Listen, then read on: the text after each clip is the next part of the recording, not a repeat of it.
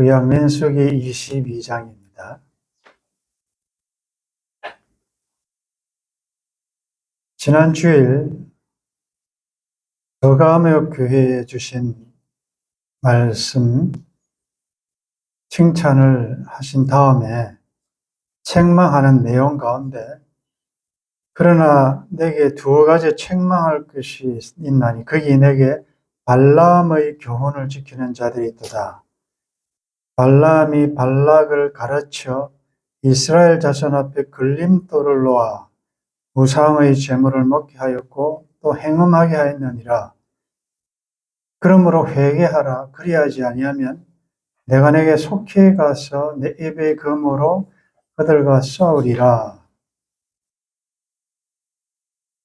충성된 증인 안디바가 순교를 당하는 가운데서도 성도들이 주님의 이름을 굳게 잡고 믿음을 저버리지 않은 이런 참 칭찬받은 교회인데 그 가운데 이 발람의 교훈을 지키는 자들이 있었다. 구체적으로 발람의 교훈은 무엇인가? 주님이 책망하신, 그리고 이렇게 뉘우치지 않으면 속히 가서 검으로 친다라는 경고의 말씀까지 주셨습니다. 그래서 우리가 시간 되는 대로 실제적으로 구약에 있었던 이 발람 스토리를 통해서 어떤 메시지, 교훈을 주는가? 좀 특이한 점은 이 발람 이야기가 민수기 22장에서 24장까지 굉장히 방대하게 기록되고 있습니다. 그러면 바다를 먹물로 삼고 하늘을 두루마기로 삼아도 기록할 내용이 많은데 뭐 의로운 자도 아니고 불의한 자의 행적을 이렇게 길게 자세하게 설명하신 의도가 무엇인가? 하나님의 감동으로 된 성경에 왜 이렇게 길게 자세하게 우리가 살펴볼 건데 기록해 두셨냐? 그 의미는 그만큼 중요하다는 것이겠죠. 이 발람의 스토리를 거울로 삼아, 경고로 삼아 오늘을 살아가는 우리가 이 교훈에 미혹되지 않도록 해야 될 것이다. 다른 말로 하면 많은 그리스도인들이 발람적인 성향, 발람적인 사상, 발람적인 교훈에 자기도 모르는 사이에 많이 물들어 있다라는 것입니다. 그래서 발람의 삶을 행적을 통하여 주시는 교훈을 한번 찾아보겠습니다. 민수기 22장 1절입니다. 이스라엘 자손이 또 길을 떠나 모압 평지에 진을 쳤으니 요단 건너편 곧 여리고 맞은편이더라. 가나안을 향해서 광야를 지나는 이스라엘 자손들이 마침내 모압 평지에까지 다다랐습니다. 그런데 이 모압 평지는 굉장히 광대한 평원이에요. 그리고 모압 평지는 이스라엘 백성들이 가나안 땅 입성하기 전 마지막으로 진친 곳이에요. 역사적으로 이 모압 평지에서 이스라엘의 제2차 인구조사가 실시됩니다. 애국을 나와 시내산에서 1차 인구조사를 하고 이제 광야에 죽을 사람 다 죽고 광야에서 태어난 이세들이 또 있으니까 가나안에 들어가기 전에 다시 한번 2차 인구조사한 것이고 군대를 다시 한번 재정비하고 모세의 리더십이 여호수아로 이양된 곳이 이곳이에요. 그리고 모세는 이곳에서 신명기 다시 교육을 시키는 그 광야에 태어난 자들에게 다시 율법을 가르치는 설교, 신명기 전체 내용이 바로 이곳에서 이루어집니다. 그리고 신명기는 이곳에서, 모세는 이곳에서 운명합니다. 그러니까 굉장히 이 모압 평지는 역사적으로 이스라엘에서 중요한 것이에요. 그런데 거기 오니까 2절에 십볼의 아들 발락이 이스라엘이 아모리인에게 행한 모든 일을 보았으므로, 당시 모압 왕은 발락인데 십볼의 아들 발락, 여러분 이름도 참 발음하기가 별로 부드럽지가 않죠. 발락, 발람 비슷한데 발락의 이름의 뜻은 파괴한다는 뜻이에요. 멸망시킨다. 어떻게 이렇게 이름을 지었는지 모르겠어요. 멸망시킨다, 파괴한다. 발람의 뜻도 비슷해요. 백성들을 파괴시킨다, 백성들을 이긴다, 점령한다, 그런 뜻이 있어요. 그런데 이 왕이 이스라엘이 아모리인에게 행한 모든 일, 그것은 21장에 보면 모세가 아모리 왕에게 사신을 보내서 21장 21절에 보면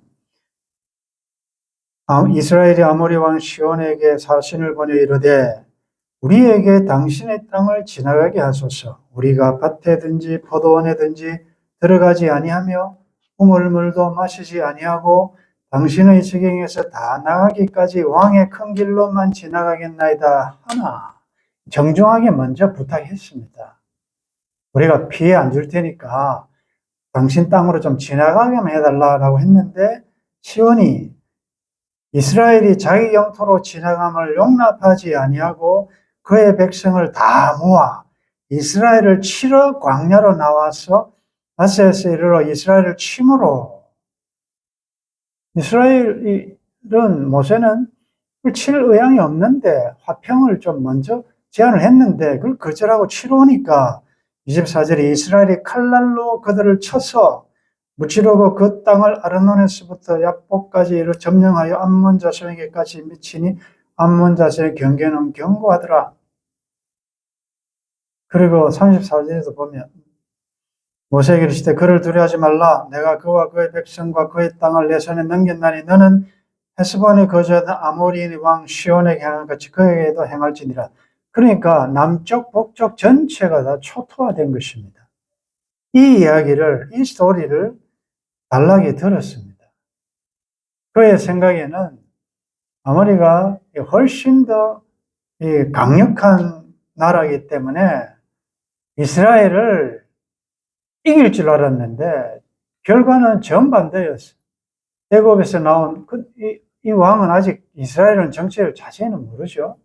애굽에서 나온 어느 한 민족이 그 강한 아모리를 다 멸족시켰다더라, 이 소리를 들었습니다.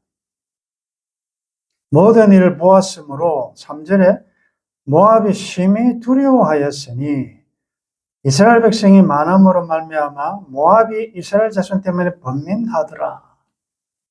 겁나죠? 이제 우리 땅으로, 우리 바로 앞에 진치고 있는데 언제 또 우리를 치러 올지 겁이 나는 것입니다. 근데 여러분들,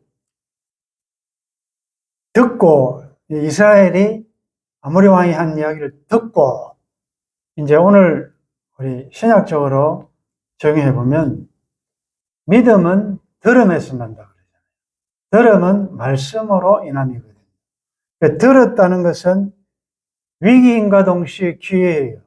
들었을 때 내가 어떻게 반응하느냐에 따라서 멸망당할 수도 있고 구원받을 수도 있어요. 그걸 듣고 난 다음에 그 대표적인 케이스가 여호수아 2장에 나타난 기생 라합 아닙니까? 거기 정탐꾼이 왔을 때 2장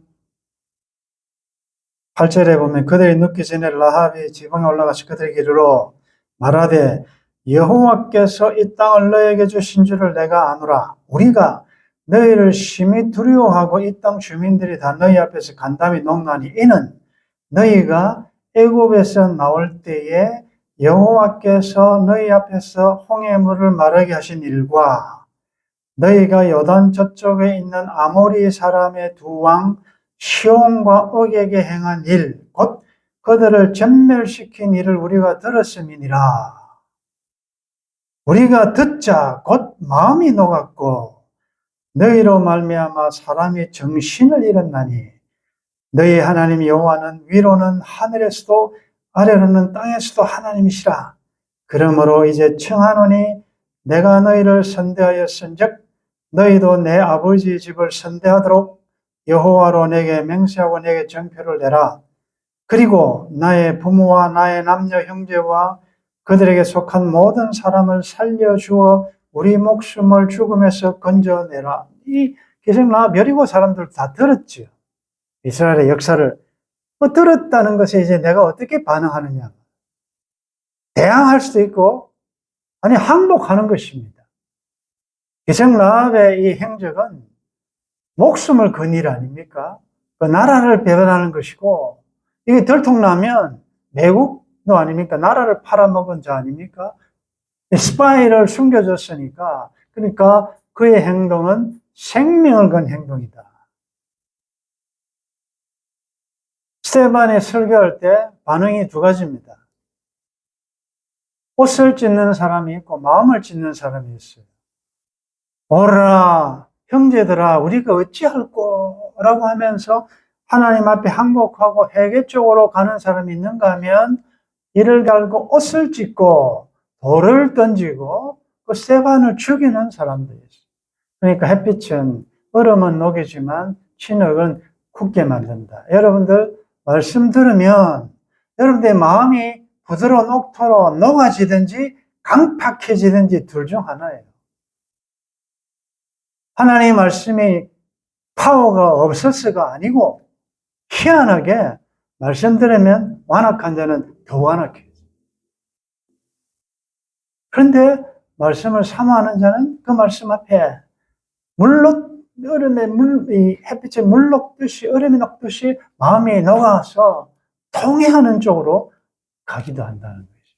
그런데 이 발락은 이 소식을 듣고 어떻게 하면 이 이스라엘을 좀 저주하고 어떻게 나쁘게 할까 하는 쪽으로 선택을 했다. 그런데 여러분 중요한 것은 이 모압은 이스라엘의 형제입니다. 모압의 조상이 누구예요? 아브라함의 저거 롯의 후손 아니에요. 모압과 암몬. 그래서 일찍이 하나님께서도 말씀하셨어요. 신명기 2장 9절에 보면 모세에게 말해 여호와께서 내게 이르시되 모압을 괴롭히지 말라. 그와 싸우지도 말라. 그 땅을 내가 내게 기업으로 주지 아니하리니 이는 내가 롯 자손에게 아르를 기업으로 주었음이라. 그러니까 하나님께서 이미 모세에게 모압은 손대지 말라. 그건 내가 그 조상 롯에게 그 기업을 주려고 했으니까 너 형제다. 싸우지 말라. 중요한 것은 이 하나님의 말씀을 알았다면 두려워할 필요가 있었겠습니까? 이스라엘이 우리를 치면 어떡하지라고 염려할 필요가 없단 말이죠. 말씀을 모르니까 두려워하고 엉뚱한 생각을 한단 말이에요. 그래서 여러분들 이 말씀을 다른 말로 하면 하나님의 계획, 하나님의 뜻, 하나님의 목적을 아는 것이 얼마나 중요한지 모릅니다. 하나님의 뜻을 모르니까 여러분들 두려워하지 않습니까? 하나님이 나를 향해서 또 앞으로 어떤 계획을 계신지 알면 예수님 말씀 두려워하지 말라. 앞으로 환난을 당할 것이다. 그러나 담대하라. 내가 세상을 이겼노라. 누가 우리를 그리스도의 사랑에서 꺾겠느냐? 알면서도 그렇다면 그건 고의적인 것이죠. 모르니까. 하나님의 본심을 모르니까. 나를 이리로 보낸 분이 하나님이라는 걸 안 믿으니까. 하나님의 사랑하셔서 주신 나의 현실을 비록 이해하지 못하고 눈물과 아픔이 있지만 그러나 하나님이 통치하시고 이런 환경조차도 이 환경을 통하여 어떤 일을 행하실지를 기대한다면 하나님의 뜻이 하늘에서 이룬 것처럼 이곳에서도 나에게서도 땅에서 이루어지기를 바랍니다. 아는 자는 그렇게 된다는 거죠. 이건 바보 아닙니까? 이거 하나님 뜻 알았다면 그냥 오면 지나가 얼마나 수고 많았습니까 하면서 오히려 사절단을 내리고 물하고 빵 같은 거 좀 가져가서 얼마나 가나안 땅을 향해서 가시는데 그동안 온다고 고생했습니다 라고 먼저 했더라면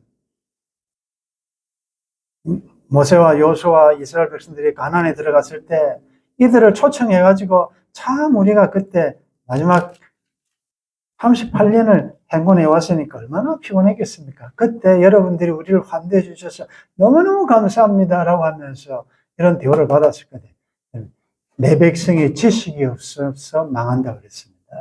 여러분들 돈이 없어서 망하는 게 아니에요. 하나님의 뜻이 뭔지 말씀을 모르니까, 하나님의 본심을 모르니까, 그래서 죽을 고통을 당하는 것입니다. 안 당해도 당할 고통을. 그래서 모압이 이스라엘 자손 때문에 번민하더라. 여러분들 지금 뭐 때문에 번민합니까? 우리 때문에, 하나님의 백성이 우리 때문에 세상이, 사탄이 번민하고 고민해야 되는데, 우리가 왜 세상을, 사탄을 두려워하고 번민합니까? 이 거꾸로 된 거 아닙니까? 성령을 모시고 있는 우리를 귀신들이 무서워해야 되는데, 왜 성령을 모시고 있는 우리가 귀신을 무서워합니까? 이상하지 않습니까?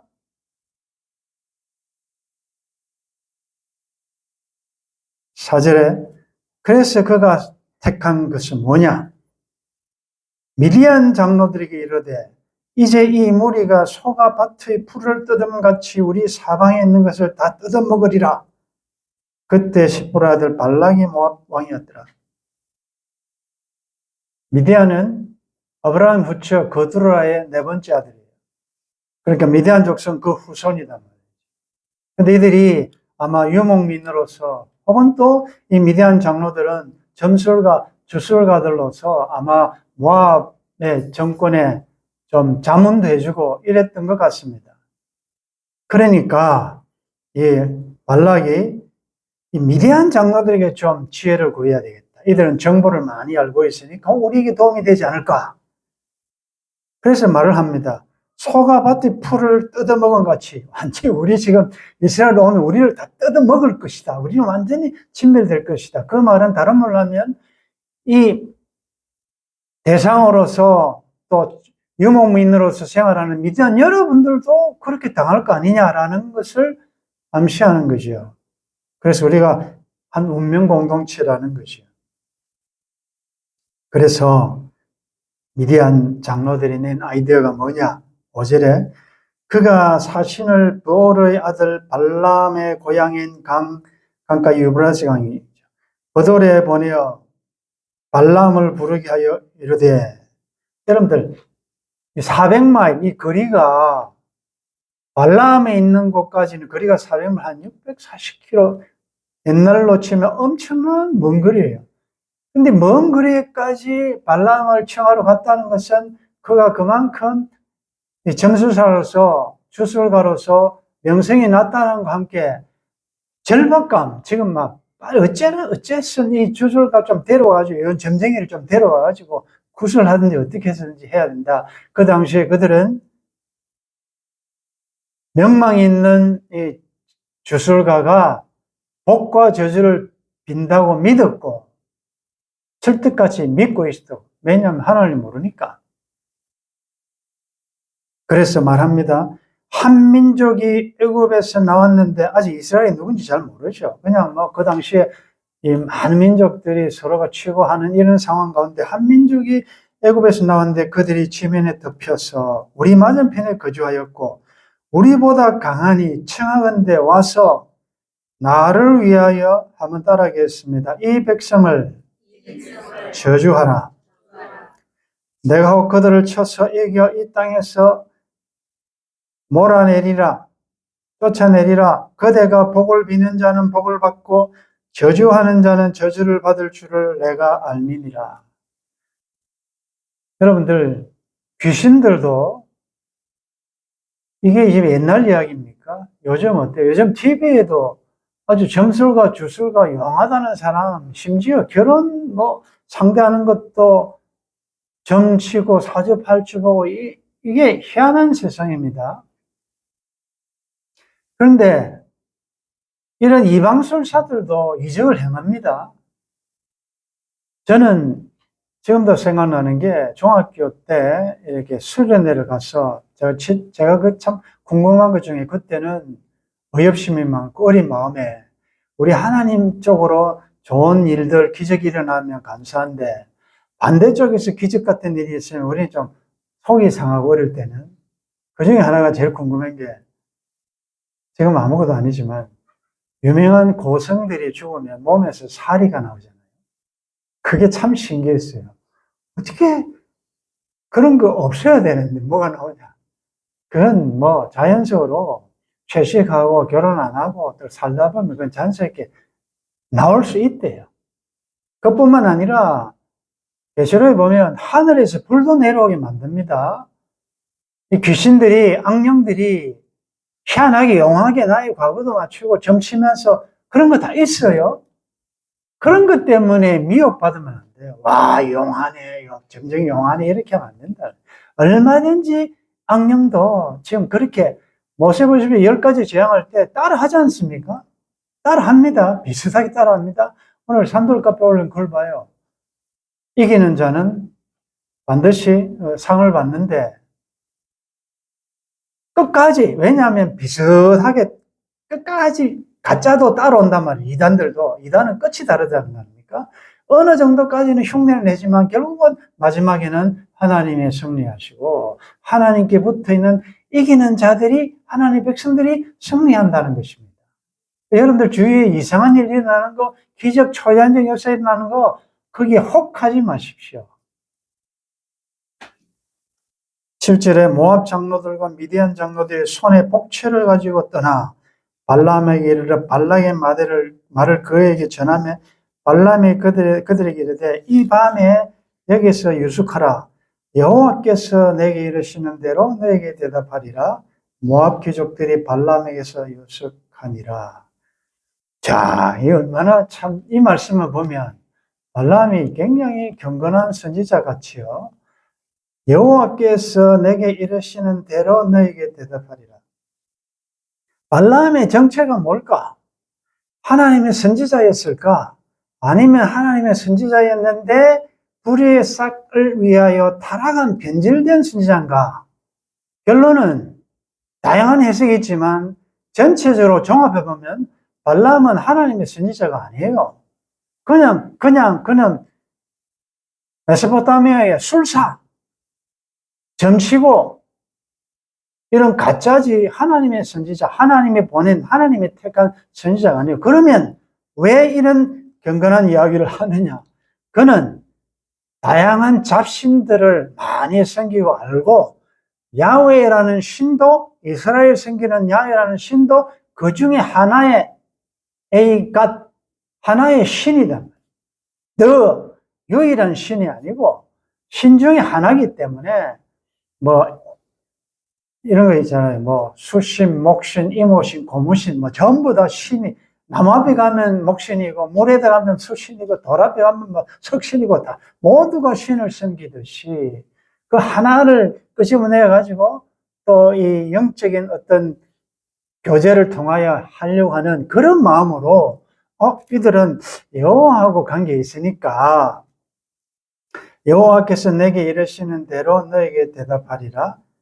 모압 귀족들 발람시 유숙하니라. 자, 이걸 1차로 하는 번 우리 정해 보십시다. 이 발락이 우리가 발락의 입장에서도 안 되고 발람의 입장에서도 안 돼요. 발락은 뭡니까? 자기를 위하여, 자기 이익을 위하여 하나님의 백성을, 공동체를 저주하라는 것입니다. 목적이. 발람의 견해의 목적은, 마지막 결론은 하나님의 택한 자들을 파괴하는 거예요. 그렇다면 발람적인 성향이 우리에게 없습니까? 우리는 지금 모르고 그렇게 많이 하고 있습니다. 앞으로 몇 번 찾아볼 거예요.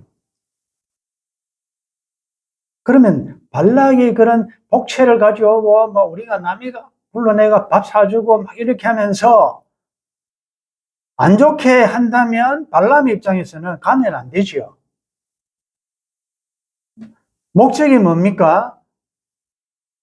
이 백성을 저주하라는 거 아닙니까? 그런데 뭐 때문에 기도합니까? 오늘 밤 있어봐라. 여호와께서 내게 뭐라고 말씀하시는지.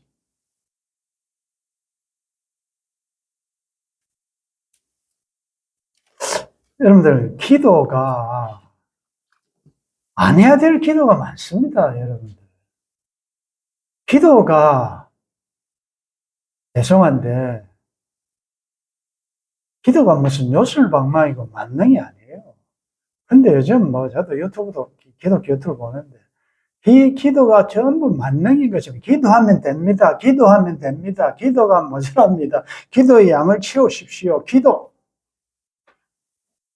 네, 쉬지 말고 기도해야 됩니다. 그런데 그 기도하는 목적이 뭡니까?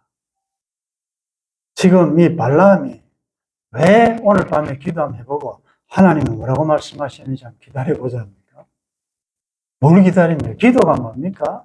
기도는 나의 어떠함을 아래에 있는 그 이전에 이 일을 통한 하나님의 뜻이 뭔가를 내 뜻하고 다를 때 내 뜻을 하나님의 뜻에 맞추어가는 것이 기도예요. 그게 예수님의 기도에 너무 힘듭니다. 이 좀 잔을 내게서 거두어 가십시오. 그런데 안 되겠습니까? 하나님 이거 내가 반드시 마셔야 되겠습니까? 이 고난의 잔을. 그렇다면 내 뜻대로 마시고 아버지의 뜻대로 하십시오. 그게 기도 아닙니까? 우리는 기도를 어떻게 이해합니까? 기어코라도 강청하고 때를 써서 하나님의 마음을 돌이켜서 내 뜻을 성취하는 것, 그걸 기도라고 생각하지 않습니까? 성경은 그렇게 이야기하지 않습니다. 여호와께서 내게 주신 대로 내게 대답하리라. 여호와께서 그의 발람에서 주시거니와. 자, 9절에 하나님이 발람에게 임하여 말씀하시되. 자, 이 발람은 이방술사라고 그랬습니다. 근데 하나님이 왜 나타납니까? 이 가짜한테 하나님 하실 수 있죠. 하나님은 주권자입니다. 그가 하나님의 종이고 경건해서가 아니라 이것이 잘못된 것임을 하나님이 주권적으로 깨우치기 위하여 저는 보통 기도하면 하나님께서 이 일로 네가 나에게 기도했구나 라고 하면서 반응을 하시는데 여기 보면 기도 안 들으신 것 같아요. 기도하기 전에 바로 하나님 나타나가지고 바로 말을 합니다. 기도 들을 필요도 없고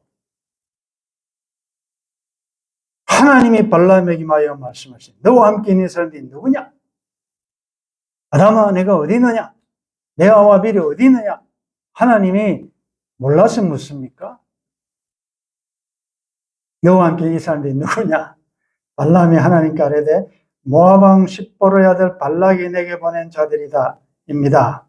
이르기를 보라 애굽에서 나온 민족이 지면에 덮였으니 이제 와서 나를 위하여 그들을 저주하라. 내가 혹 그들을 쳐서 몰아낼 수 있으리이다 하나이다. 하나님이 발람에게 이르시되 너는 그들과 함께 가지도 말고 그 백성을 저주하지도 말라. 따라하겠습니다. 그들은 복을 받은 자들이니라. 할렐루야. 그들이 누굽니까? 지금 오합지졸처럼 지치고 몰골은 형편없고 광야에서 얼마나 하나님 시험하고 원망불평하고 하나님을 화나게 만들었던 그런 족속인데 지금 이스라엘은 몰라요. 지금 자기들이 모르는 가운데 지금 벌어지고 있는 거예요. 여러분들 우리가 모르는 가운데 지금 하나님이 우리 때문에 얼마나 애를 쓰고 계신지 몰라요. 너를 지키는 자는 주무시지도 않고 졸지도 아니하시고 너의 출입을 지키고 계십니다. 낮의 해와 밤의 달이 너를 상하게 못할 것이다. 여러분들 믿으셔야 돼요. 우리가 꼭 봐야 알겠습니까? 우리를 향해서 하나님 하는 열심을 보면 우리가 참 너무너무 미안하고 감사해서 손으로 얼굴을 가릴 거예요. 하나님이 지금 얼마나 열심히 우리를 지금 지키시고 보호하시는지. 그들은 복을 받은. 여러분들 내가 복을 받은 자인 것을 아셔야 돼요. 그리고 다른 사람이, 저 사람들은 하나님의 복을 받은 사람이라는 것이 드러나야 돼요. 근데 여러분들의 가족이나 여러분들 옆에 보는 사람들 볼 때, 참, 안 됐다. 물론 우리의 삶이 어렵고, 항상 믿는다고 모든 일이 잘 되고, 뭐, 그렇지 않죠. 오랜 병으로 고생할 수 있고, 가난으로, 자식 문제로, 또 사람 관계 문제로, 여러 가지 어려움이 있지만,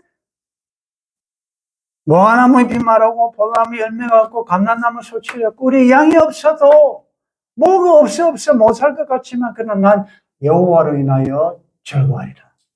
여호와로 인하여 기뻐하리라. 하나님은 나와 함께 계시잖아요. 그걸 보여주시라고. 야, 저 사람은 참 웃을 일도 없고 저런데 어떻게 항상 저렇게 밝고 말이 긍정적이고 이러냐. 여러분들이 어려울 때 여러분들 하는 말과 행동이 대단히 중요하단 말이에요. 다 보고 있다고. 가지 말라 했습니다. 13절에 발람이 아침에 일어나서 발락의 귀족들에게 이르되 너희는 너희의 땅으로 돌아가라. 여호와께서 내가 너희와 함께 가기를 허락하지 아니하시느니라. 이 말이 굉장히 믿음의 말인 것 같지만 속으로는 막 억수로 가고 싶은데 할 수 없이 지금 말하고 있는 것입니다. 나 지금 가고 싶은데 하나님 허락 안 해주네 이 말입니다. 그 말은 다른 말로 하면 내가 지금 안 간다는 말 고지 듣지 말고 나를 좀 잡아라 이런 것이 그 마음에 꽉 깔려 있는 것입니다. 14절에 모압 귀족들이 일어나 발람에게로 가서 전하되 발람이 우리 함께 오기를 거절하게 됐다. 여러분들 이 사람은 영물이기 때문에 압니다. 그 사람의 말하는 의도가 뭔가를 다 알아요. 이거는 조금 더 땡기면 오겠구나. 여러분들 사탄은 역전의 명수예요. 사탄이 한번 물러갔다고 여러분들이 방심하면 안 돼요. 여러분들 처음 사랑 회복하라 말씀했는데 그러면 우리가 그동안 배운 그거 아니에요. 처음 사랑 회복하라 말씀 딱 떨어지면 사랑 회복 못할 일이 많이 생기잖아요. 한두 번 당합니까? 사랑할 수 없는 일을 사탄이 막 갖다 놓는다고. 정신을 못 차리게 합니다. 그래서 겨우 하나님은 잘했네가 아니라 그 다음에는 악한 귀신 7이 온다고. 그때는 하나님의 성령의 도우심 아니면 이길 수 없는 상황이 온다고. 발락이 다시 그들보다 더 높은 고관들, 더 높은 지위 있는 사람들을 처음에는 부장급들, 나중에 장관급들, 사절단들 보내고 16절에 그들이 발람에게로 나아가서 그에게 이르되 십보로 애들 발락의 말씀을 청하건대 아무 것에도 끓이키지 말고 내게로 오라. 이 말은 알아요. 이 하나님이 자꾸 니 못 가게 하지. 그 하나님도 무시해라. 그 말씀 무시하고 그냥 오기만 하면 된다. 이런 말이에요. 내가 그대를 높여 크게 존귀하게 하고 그대가 내게 말하는 것을 무엇이든지 시행하리니 청하건대 와서 나를 위하여 이 백성을 저주하라 하시더이다. 그럼 앞에 하나님이 가지 마라 했으면 안 가야죠. 보십시오. 18절에 발람이 발락의 신하들에게 대답하여 이르되 발락이 그 집에 가득한 은금을 내게 줄지라도 내가 능히 여호와 내 하나님의 말씀을 어겨 덜하거나 더하지 못하겠느니라. 그런즉 이제 너희도 이 밤에 여기서 유숙하라. 여호와께서 내게 무슨 말씀을 더하실는지 알아보리라. 이게 뭡니까? 하나님이 이미 말했잖아요.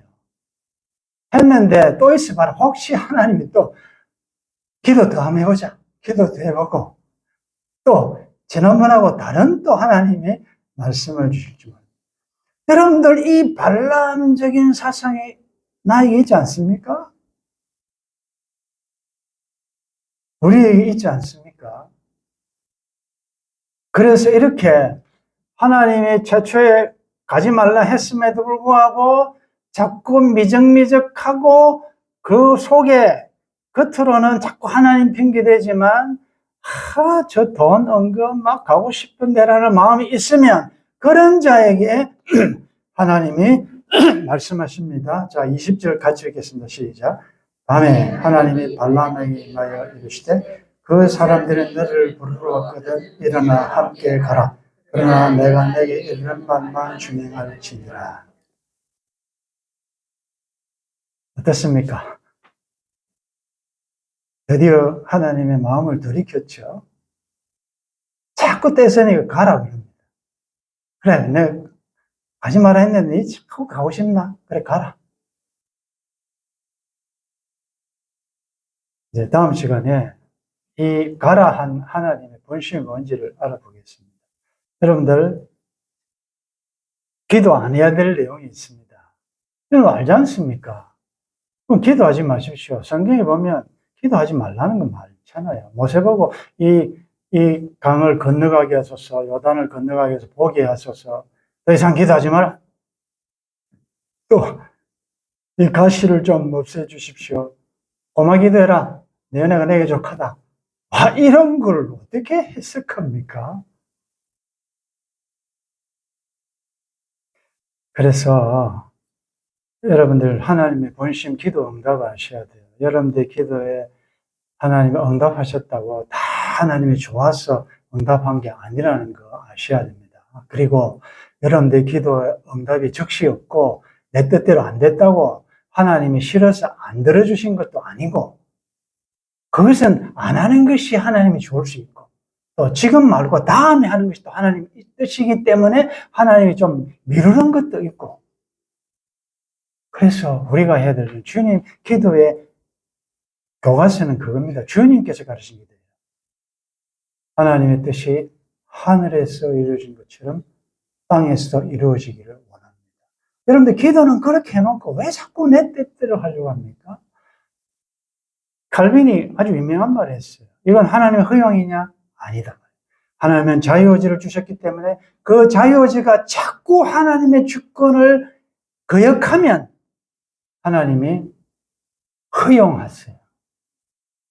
그 말은 그 악을 제어할 수 있는 장치를 하나님이 빼버린단 말이죠. 무슨 이야기예요? 이게 완악하다가 강팍한 채로 그냥 하나님이 은혜를 안 베푸시고 놓아두리면 그 사람은 멸망이다 말이에요.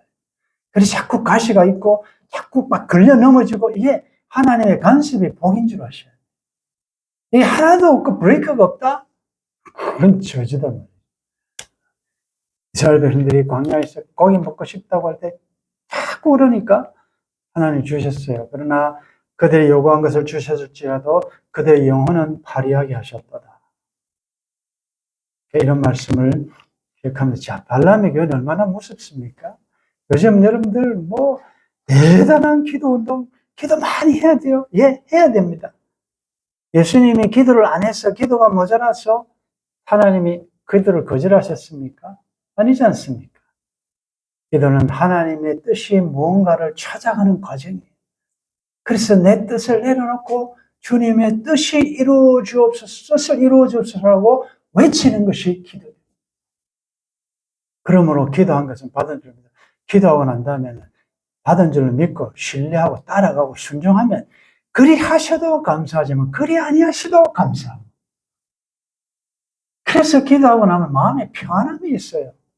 그 왜 자꾸 내 때에 내 방법으로 왜 안 이루어집니까? Why me? 뭐 이런 이야기를 하시니까 문제가 생긴다는 거죠. 오늘 참 발락을 따라가는 발람의 스토리를 보면서 오늘의 발락을 따라가는 우리는 내 속에 발람적인 요소는 없는지를 생각해 보면서 이렇게 보면 내가 요구한 것이 많이 거절된 것이 그래도 하나님의 은혜였구나라는 것을 알게 되고 또 기어코라도 여러분들이 때를 써서 한 그것이 나중에 결과가 어떻게 되는지를 보면 결국은 하나님의 뜻이 이루어지는 게 훨씬 나에게 좋았다는 걸 알게 됩니다. 그래서 가장 큰 기도는 내 뜻대로 마시고 아버지의 뜻대로 되기를 원합니다. 오늘 이 말씀을 통하여 발람적인 요소는 나에게 없는지를 한번 살펴보면서 계속 상황과 환경에 미혹되지 말고 또 발락이 주는 그 어떤 세상이 주는 거기에 미혹되어서 겉으로는 많은 하나님 핑계대고 믿음 핑계대지만 그 속에 들어가면 불의의 사기. 그게 너무 관심이죠.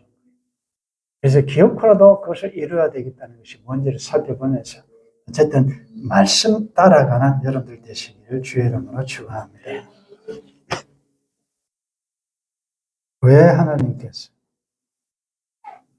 계시록에 말세의 교회, 버가모 교회, 모든 이 지상에 있는 교회에 발람의 교훈을 지키는 자들에 대한 경계를 하셨는지 알겠습니다. 다른 곳에 있지 않고 발람이 바로 내 속에 있음을 오늘 확실하게 보여주셨습니다. 하나님의 말씀의 칼로 발람적인 성향을 뽑고 파괴하고 잘라버리고 오직 하나님 말씀하시면 말씀대로 순종하는 죄들 될 수 있도록 도와주옵소서. 주 예수님의 이름으로 기도드리옵나이다. 아멘.